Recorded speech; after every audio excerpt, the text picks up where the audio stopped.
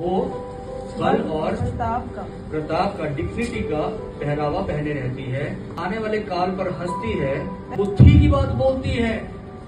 एक स्त्री के लिए ये लिखा है कि वो बुद्धि की बात बोलती है। जो परमेश्वर के भय में रहने वाली स्त्री होगी वो कभी भी बेवकूफी की बात नहीं बोलेगी। लिखा है वो बुद्धि की बात बोलती है और उसका पहरावा कैसा है?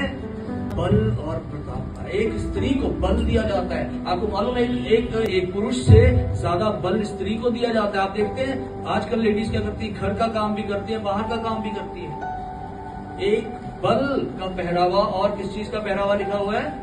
प्रताप का, डिग्निटी का, एक रुतबे का, एक ऑनर का पहरावा उसको दिया जाता है। लिखा है वो बल का और प्रताप का पहरावा पहनती है और आने वाले दिनों के लिए, आने वाले काल पर वो हंसती है। और जब वो बोलती है तो कैसे बोलती है?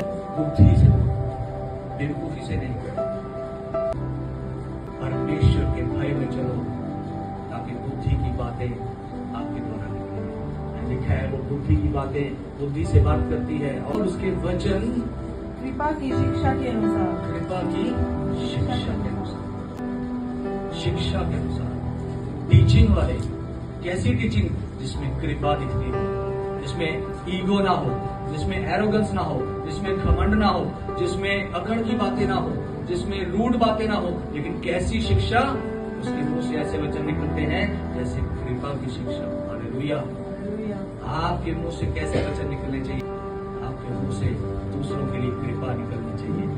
आप आशीष दें। क्यों? वचन कहता है कि आप आशीष देने के लिए बुलाई गई। आप इसलिए बुलाई गई हैं आशीष के वचन देने के लिए, कृपा के वचन की शिक्षा बुद्धि के साथ, मंदबुद्धि के साथ नहीं। जो मुंह में आया, एक कहावत है, तोल मोल के पहले तोलो फिर बोलो। तोल कर बोलने वाला कौन होता है? दिमाग।